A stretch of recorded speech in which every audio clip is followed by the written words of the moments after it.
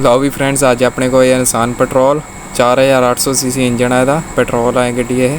ਤੇ ਇਹਦੇ ਵਿੱਚ ਪ੍ਰੋਬਲਮ ਇਹ ਹੈ ਤੇ ਗੱਡੀ ਦੇ ਇੰਜਨ ਦੇ ਵਿੱਚੋਂ ਆਵਾਜ਼ ਆਉਂਦੀ ਆ। ਚਲੋ ਹੁਣ ਆਪਾਂ ਇਹਨੂੰ ਖੋਲ੍ਹ ਕੇ ਦੇਖਦੇ ਹਾਂ ਤੇ ਇਹਦੇ ਵਿੱਚ ਕੀ ਪ੍ਰੋਬਲਮ ਆ, ਤੇ ਗੱਡੀ ਹੁਣ ਆਪਾਂ ਪੂਰੀ ਚੈੱਕ ਕਰਾਂਗੇ।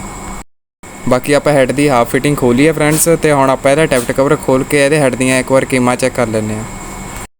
ਬਾਕੀ ਪ੍ਰੋਬਲਮ ਆਪਾਂ ਨੂੰ ਫਰੈਂਡਸ ਮਿਲ ਗਈ ਹੈ। ਇਸ ਕੈਪ ਦੇ ਉੱਪਰ ਇੱਕ ਪੀਸ ਹੁੰਦਾ ਆ ਜਿੱਦਾਂ ਮਿਸਿੰਗ ਆ ਇੱਥੋਂ, ਜਿੱਦਾਂ ਇਹਦੇ ਵਿੱਚ ਹੈ ਨਹੀਂ, ਕਿਤੇ ਇੱਧਰ ਉੱਧਰ ਹੋਣਾ। ਆ ਜਿੱਦਾਂ ਸੇਮ ਆ ਇੱਥੇ ਪੀਸ ਪਿਆ ਆ, ਇਹਦੇ ਵਰਗਾ ਹੀ ਇਸ ਕੈਪ ਦੇ ਉੱਤੇ ਇੱਕ ਪੀਸ ਹੁੰਦਾ ਆ, ਉਹ ਜਿੱਦਾਂ ਹੋ ਸਕਦਾ ਸਲਿੱਪ ਹੋ ਕੇ ਇੱਧਰ ਉੱਧਰ ਚਲ ਗਿਆ ਹੋਵੇ।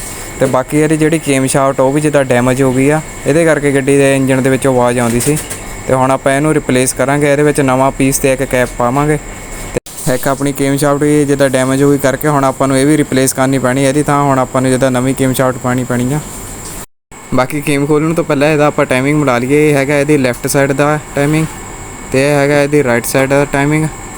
ਤੇ ਬਾਕੀ ਪਿਸਟਨ ਟੌਪ ਤੇ ਰੱਖ ਕੇ ਤੇ ਆਪਾਂ ਮਿਲਾ ਲਿਆ ਕਰੈਂਕ ਸ਼ਾਫਟ ਦਾ ਟਾਈਮਿੰਗ।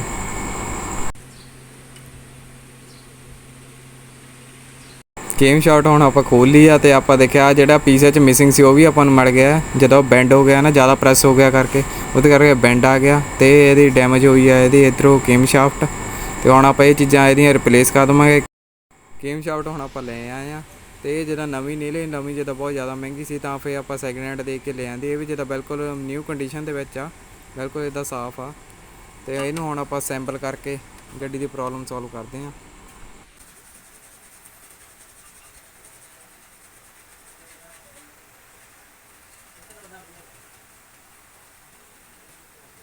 ਲਓ ਵੀ ਬਾਕੀ ਹੁਣ ਆਪਾਂ ਟਾਈਮਿੰਗ ਮਿਲਾ ਲਈ ਆ, ਤੇ ਹੁਣ ਗੱਡੀ ਥੋੜ੍ਹੀ ਬਹੁਤੀ ਫਿਟਿੰਗ ਕਰਕੇ ਉਸ ਤੋਂ ਬਾਅਦ ਆਪਾਂ ਗੱਡੀ ਸਟਾਰਟ ਕਰਕੇ ਚੈੱਕ ਕਰਦੇ ਹਾਂ।